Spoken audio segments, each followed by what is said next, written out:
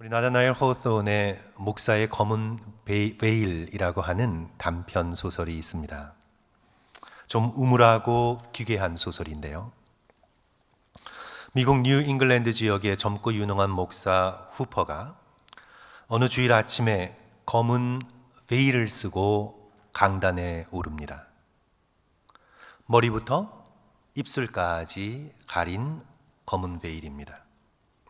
시야를 완전히 가린 건 아니어서 베일을 뚫고 사람들을 볼 수 있습니다. 사람들도 자세히 보면 후퍼 목사의 얼굴을 볼 수도 있습니다. 입술까지 내려와 있기에 말할 때마다 숨결의 베일이 흔들립니다. 성도 여러분, 얼마나 이상할까요? 제가 오늘 강단에 오르면서 검은 베일을 쓰고 올라와 설교를 하고 있다고 한번 상상해 보십시오. 어떻게 되는지 다음 주일날 한번 해볼까요?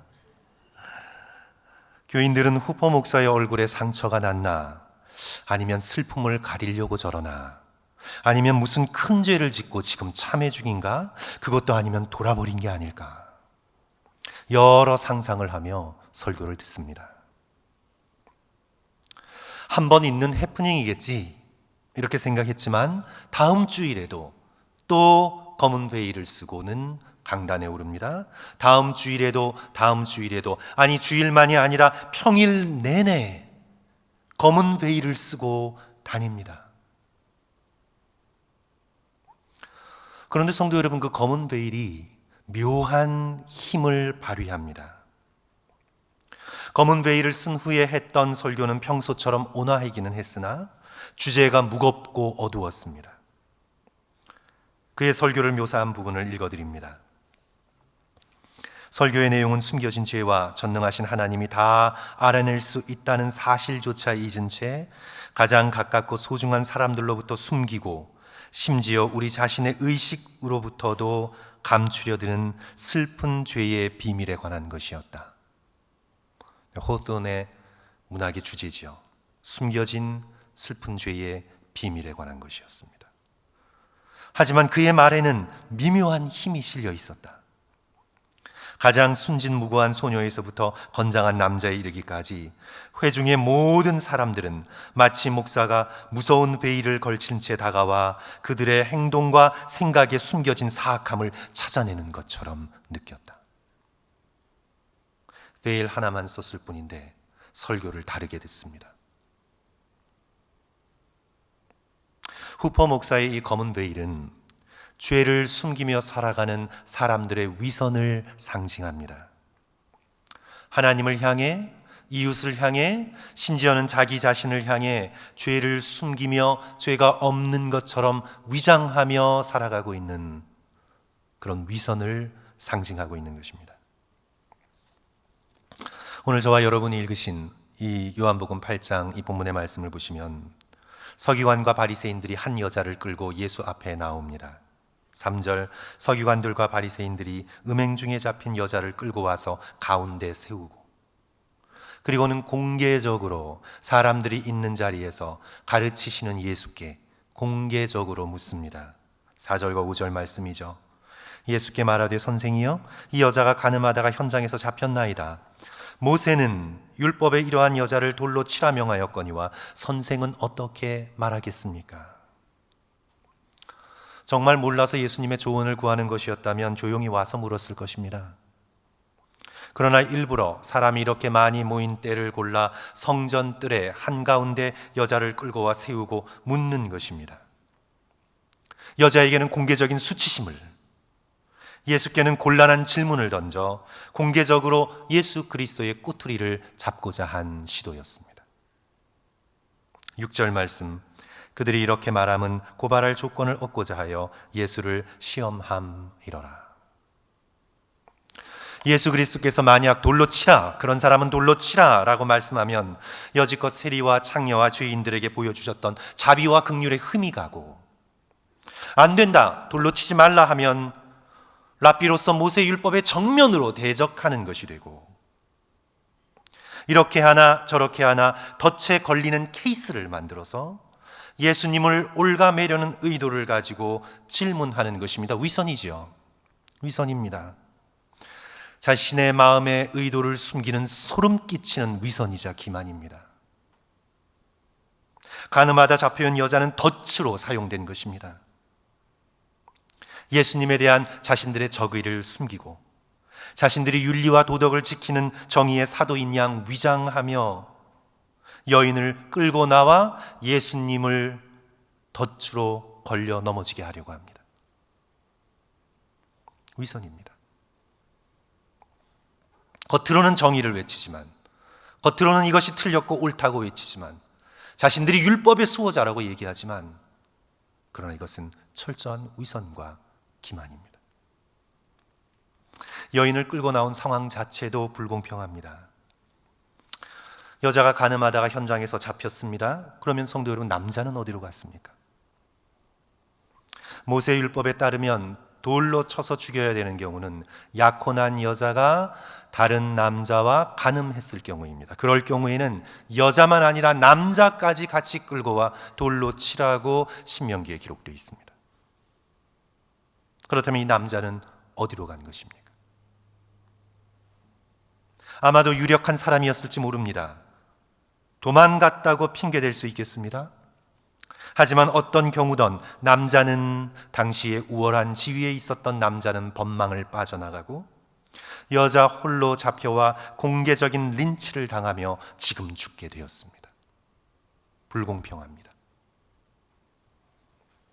율법의 전문가인 서기관과 바리새인들은 자신들이야말로 정의의 법을 집행하고 있다고 외치며 돌을 들어 치려 하지만 그들의 얼굴은 위선과 기만의 검은 베일로 완전히 가려져 있습니다.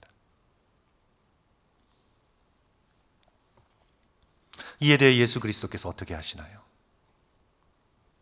6절 후반부 보시면 예수께서 몸을 굽히사 손가락으로 땅에 쓰시니. 복음서에서 예수 그리스도께서 뭔가를 쓰시는 유일한 장면입니다. 어떤 학자들은 땅에 뭔가를 쓰시는 건 예수님께서도 좀 풀기 어려워서 시간을 끌기 위해서다. 참 성경학자들이 이상한 얘기를 하는 분들도 많아요. 흥미롭기는 하지만 예수님께 적합한 해석이 아닙니다. 어려운 질문에 어떻게 대답해야 될까? 내가 덫에 걸렸구나. 좀 시간이 필요한데 하시며 지연 전술을 쓰셨다는 것은 예수님께 적합하지 않습니다. 예수님은 예수님 자신을 위해서가 아니라 고발자들을 위해서, 돌을 든 자들을 위해서 뭔가를 쓰셨다는 것이 더 맞습니다. 저들이 시간을 가지고 자신들의 마음을 들여다볼 수 있도록, 그리하여 자기의 위선과 기만의 죄를 깨달을 수 있도록 예수 그리스도께서 땅 위에 뭔가를 쓰셨습니다. 뭐를 쓰셨을까? 본문은 기록하고 있지 않기 때문에 우리는 알 수 없습니다. 아마도 예수 그리스도께서는 늘 성경을 암송하고 인용하셨고 또한 가르치시고 있는 와중이었기에 아마도 예수 그리스도께서는 성경 말씀을 쓰셨을 가능성이 가장 높습니다. 교회의 전통적인 견해는 예레미야 17장 13절의 말씀이었을 것이다. 이스라엘의 소망이신 여호와여, 무릇 주를 버리는 자는 다 수치를 당할 것이라. 무릇 여호와를 떠나는 자는 흙에 기록이 되오리니 이는 생수의 근원이신 여호와를 버림이니이다. 유대인들은 자기들의 이름이, 특별히 서기관과 바리새인들은 당시의 종교적인 엘리트요, 율법을 철저히 지키는 자로서 자기들은 하나님의 생명책에 지워지지 않게 기록되어 있을 것이라는 그런 자부심을 가지고 있었지만 사실 너희들의 이름은 곧 지워지고 없어질 흙에 기록된 것뿐이다. 그것을 예수 그리스도께서 상징적으로 쓰는 행위를 통해 그들에게 보여주셨을 수도 있습니다. 어떤 글을 쓰셨던 재판관이 무엇인가 쓰는 행위는 그들의 죄를 기록하는 행위입니다. 위선의 죄, 기만의 죄, 율법에 더 중한 바 정의와 긍휼과 믿음을 저버린 죄. 그럼에도 그들은 깨닫지 못하고 예수 그리스도를 계속 압박합니다. 우리 7절 8절 말씀 성도 여러분 같이 읽었으면 좋겠는데요. 우리 다 같이 한 목소리로 읽을까요? 그들이 같이 읽습니다. 시작. 그들이 묻기를 맞이 아니하는지라 이에 일어나 이르시되 너희 중에 죄 없는 자가 먼저 돌로 치라 하시고 다시 몸을 굽혀 손가락으로 땅에 쓰시니. 놀라운 말씀입니다. 양심을 찌르는 말씀입니다. 위선의 검은 베일을 들쳐 벗기는 말씀입니다. 너희 중에 죄 없는 자가 먼저 돌로 치라.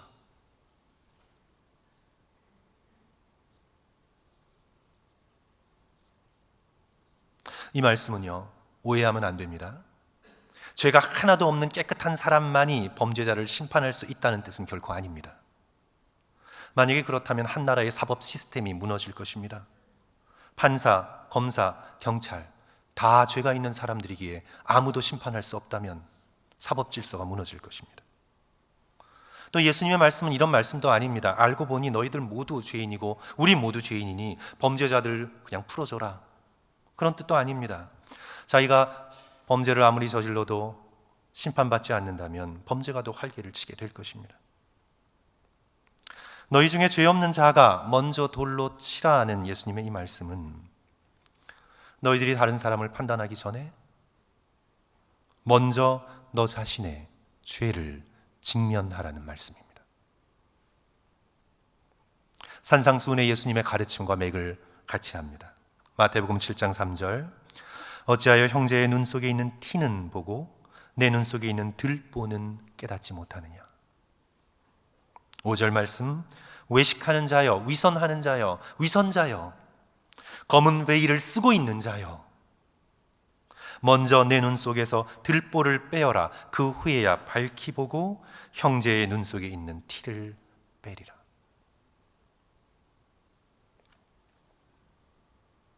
우리 인간은 많은 경우에 의식적이든 무의식적이든 자신의 죄를 숨기기 위해 남의 죄를 지적합니다.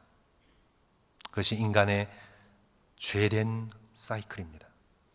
나의 죄를 꼭꼭 없는 것처럼 숨기기 위해서 다른 사람의 죄를 들춰냅니다. 그리고 내 속에 있는 다른 죄들을 숨기기 위해서 내가 잘하고 있는 한 가지만을 pick and choose 해서 그것이 부족하다고 생각되는 사람을 고발함으로 내 자신이 의로운 자라는 자기 의로움의 감정에 빠져들고 싶어 합니다. 인간은 그 본성에 있어서 기만적입니다. 지금 여기 모인 서기관과 바리새인들 사람들은 이 여인의 음행의 죄를 심판하는 것에는 별 관심이 없었습니다. 예수 그리스도를 고발할 생각만 가지고 있었습니다. 성도 여러분, 바리새인들이 왜 그렇게 남을 정죄합니까? 그들이 왜 이렇게 긍휼과 용서와 사랑은 버리고 남들에게서 흠결을 찾아내어 그것으로 정죄하기에 왜 이렇게 바쁩니까?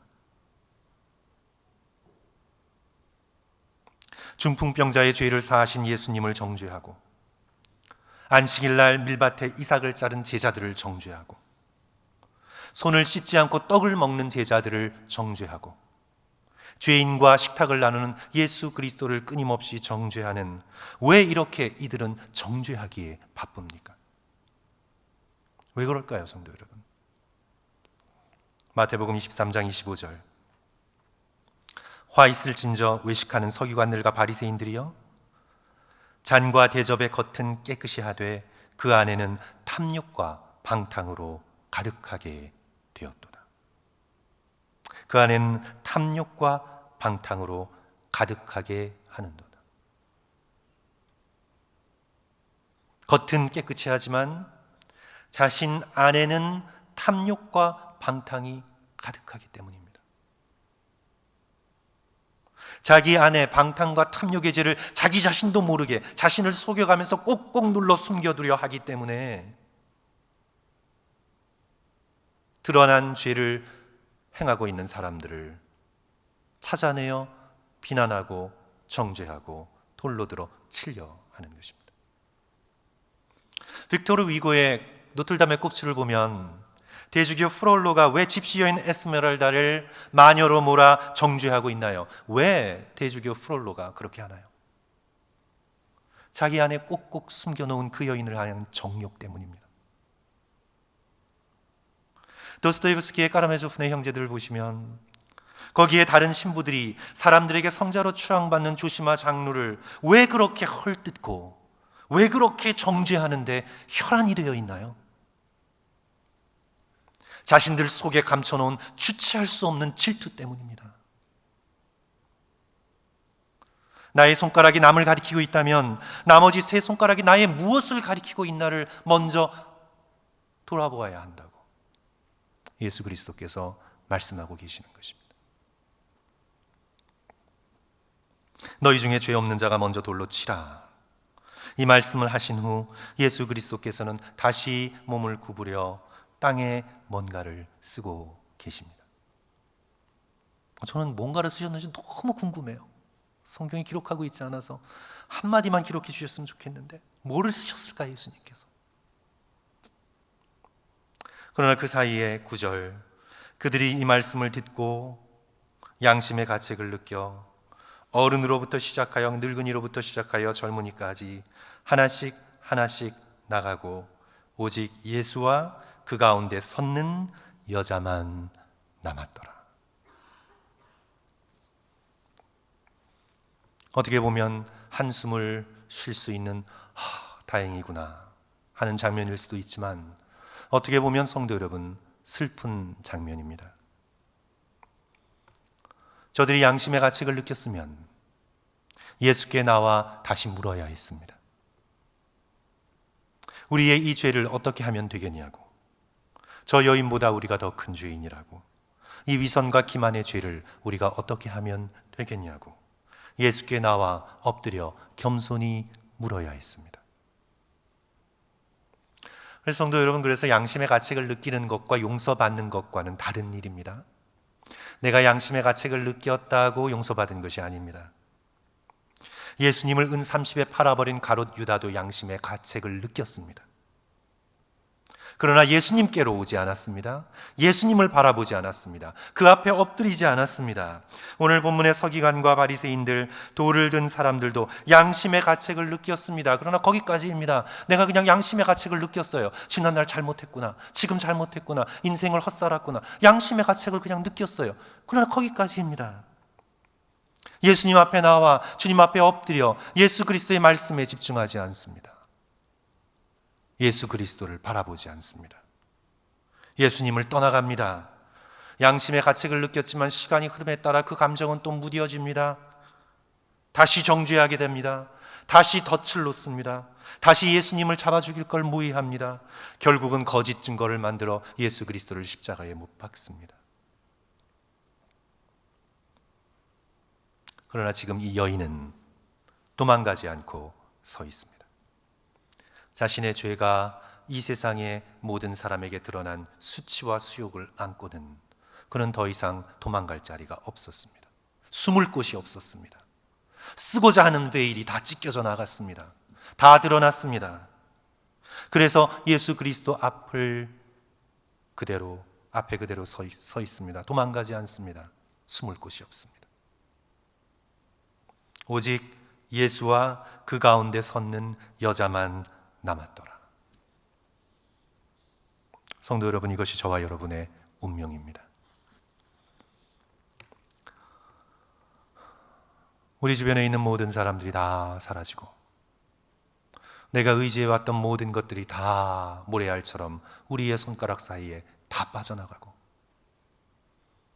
우리는 어느덧 예수와 나 자신만 남게 되는 것을 발견하게 될 것입니다.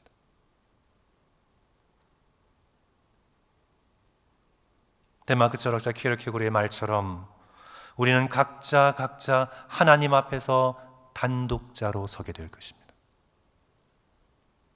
다른 누구도 함께 서 있지 않을 것입니다. 아내도 남편도 자녀도 부모도 그 누구도 예수님과 나 사이에 서 있을 수 없을 것입니다. 오직 예수와 그 가운데 섰는 여자만 남았더라. 모든 일을 정죄하실 수 있는 권세를 가지신 지극히 선하고 의로우신 예수 그리스도, 한 사람의 영혼을 지옥에 던져 넣을 수 있는 권세를 가지신 성자 하나님 예수 그리스도께서 이 가늠하다 현장에 잡혀온 여인에게 뭐라고 말씀하실까요? 10절 말씀, 예수께서 일어나사 여자 외에 아무도 없는 것을 보시고 이르시되 여자여 너를 고발하던 그들이 어디 있느냐? 너를 정죄한 자가 없느냐? 11절 성도 여러분 다 같이 읽습니다. 대답하되 시작. 대답하되 주여 없나이다. 예수께서 이르시되 나도 너를 정죄하지 아니하노니 가서 다시는 죄를 범하지 말라 하시니라. 놀라운 말씀입니다. 나도 너를 정죄하지 아니하노라. 정죄하지 않으십니다.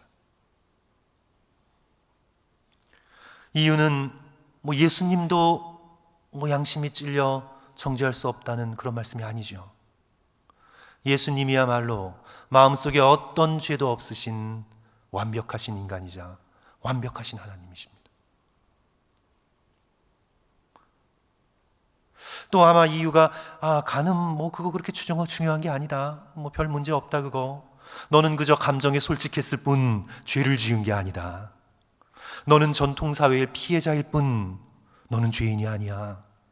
그래서 나도 너를 정죄하지 않겠다. 이렇게 말씀하시는 것이 아닙니다. 예수 그리스도께서는 나도 너를 정죄하지 아니하노니 그 다음에 어떻게 해요? 가서 다시는 죄를 범하지 말라 하시니라. 용서의 은혜로 죄에서 벗어난 삶을 살라는 말씀이죠. 그렇다면 성도 여러분, 예수 그리스도께서 이 여인의 죄가 이건 죄가 아니다. 이건 너 그냥 단지 너가 감정에 충실했을 뿐이고 상황이 그렇게 몰고 가지 이게 너 죄는 아니다. 그러니까 길티 필링 가지지 마라. 이건 죄가 아니야. 죄라는 거 사회가 만들어낸 기준이지 죄라는 게 어딨냐. 다 알고 보면 다 그렇지. 그렇게 죄를 그런 식으로 없애신 게 아니죠. 죄는 그런 식으로 없어질 수가 없습니다. 죄는 죄입니다. 그렇다면 이 여인의 죄는 어디로 간 겁니까? 이 여인의 죄는 어디로 갔길래 예수 그리스도께서 나도 너를 정죄하지 아니하노라. 죄는 어디로 갔습니까? 성도 여러분, 죄는 절대로 그냥 사라지지 않습니다. 핵폭탄이 터졌다고 생각해 보십시오. 핵물질 절대 저절로 사라지지 않습니다. 오염물질은 그냥 사라지지 않습니다. 에너지 보존의 법칙, 오염물질은 절대 사라지지 않습니다. 결국은 산림을 파괴하고 공기를 오염시키고 오존층에 구멍을 내고 빙하를 녹이고 지구온난화로 기후변화를 가져와 큰 규모의 말할 수 없는 산불, 허리케인, 가뭄을 일으키는 것처럼 오염물질이 사라지지 않는 것처럼 죄는 더합니다. 죄는 절대로 그냥 손 털고 사라질 수 있는 것이 아닙니다.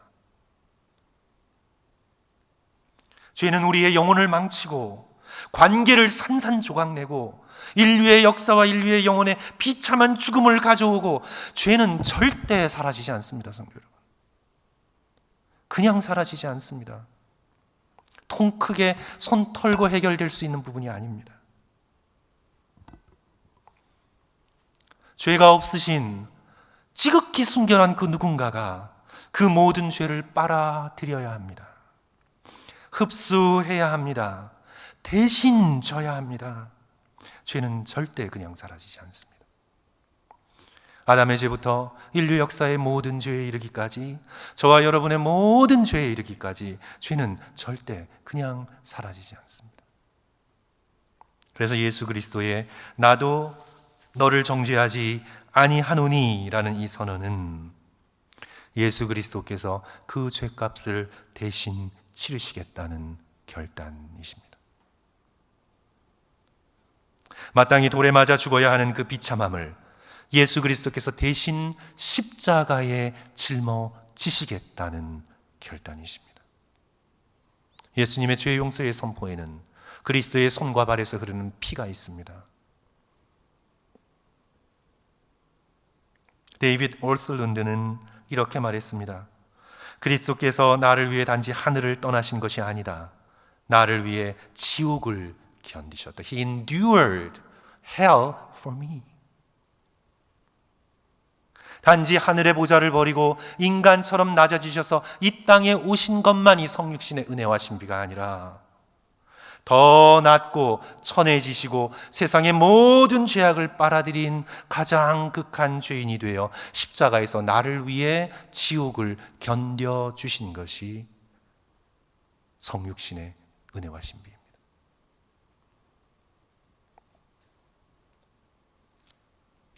저는 오늘 설교 말씀을 어떻게 끝맺을까 고민을 하다가 칼라 파이에 터커라는 한 여인의 이야기로 오늘 말씀을 마치는 것이 좋다고 생각했습니다. 1983년 23살이던 칼라 파이는 남자친구와 휴스턴에 있던 한 집을 털던 중에 그 집에 있던 부부 두 사람을 망치와 도끼로 살해합니다. 마약을 한 상태였습니다. 아주 잔인하게 살해했습니다. 그리고는 둘 다 체포되어 사형이 선고되었습니다. 사형수로 감옥 생활을 시작한 지 3개월 만에 칼라파에는 기독교인이 됩니다. 2년극을 하는 선교단체에 방문을 받고는 성경책을 가져와 감옥에서 밤새 읽다가 예수 그리스도를 영접하게 됩니다. 칼라파에는 후에 이렇게 썼습니다. 내가 주님을 영접했을 때 내가 그날 밤 무슨 일을 저질렀는지 비로소 밝히 깨닫게 되었다. 내가 저지른 죄의 무게가 얼마나 큰지 예수 그리스도 앞에서 비로소 알게 되었다. 그날 내 인생에 거의 몇 년 만에 처음으로 울었다. 그때 이후로 지금까지 눈물은 나의 양식이 되었다. 예수 그리스도를 영접한 칼라파에의 변화는 놀라운 것이었습니다. 그리스도께서 실제로 그녀의 마음 한가운데 임재하셨습니다. 그 후에 15년 동안 감옥 안에서 그리스도의 사랑과 용서를 증거하는 사도가 됩니다. 그리스도의 용서의 은혜를 누리는 데서 오는 놀라운 기쁨으로 하루하루를 살아갑니다. 용서받았으면서도 동시에 그 죄의 슬픔을 고스란히 안고 하루하루 자신의 죄의 무게를 견디어 나갑니다. 그러다가 사형 집행일이 결정이 되지요. 1998년 2월 3일 사람들의 엄청난 관심을 끌게 됩니다. 미디어가 몰려듭니다. 칼라파에의 회심이 진정성이 있는 건가? 아니면 단지 벗어나려는 꼼수에 불과한 것인가? 그런 질문에서부터 텍사스에서 남북전쟁 이후로 처음으로 여자에게 정말 사형 집행을 할 것인가? 수많은 관심을 받게 됩니다. 이제 사형을 20일 앞둔 1998년 1월 14일 CNN의 레리 킹과 인터뷰를 하게 됩니다. 사형을 앞두고 어떤 느낌인지 묻습니다. 힘든 질문이죠.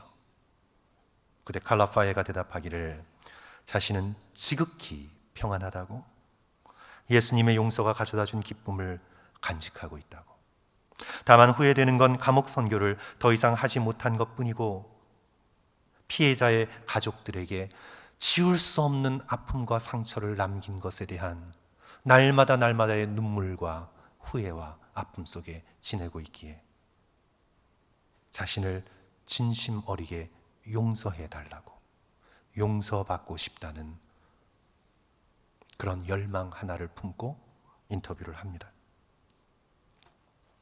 사형 당일 당시 텍사스 주지사였던 조지 W. 부시에게 수많은 탄원이 올려옵니다.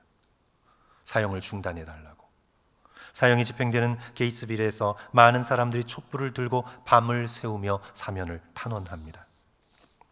그러나 결국 독극물 주사로 사형이 집행되고 삶을 마치게 됩니다. 칼라파의 마지막 말은 예수 그리스도의 사랑과 예수 그리스도의 용서였습니다.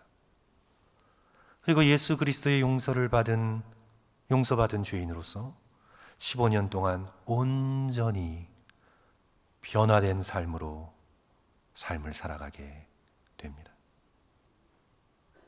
저는 오늘 본문에 가늠하다 잡힌 여인 역시 변화된 삶을 살았을 것이라 믿고 싶습니다. 기록되어 있지 않아서 우리는 알 수 없으나 돌에 맞아 죽게 되었던 이 여인 역시 변화된 삶을 살았을 것이라고 믿고 싶습니다.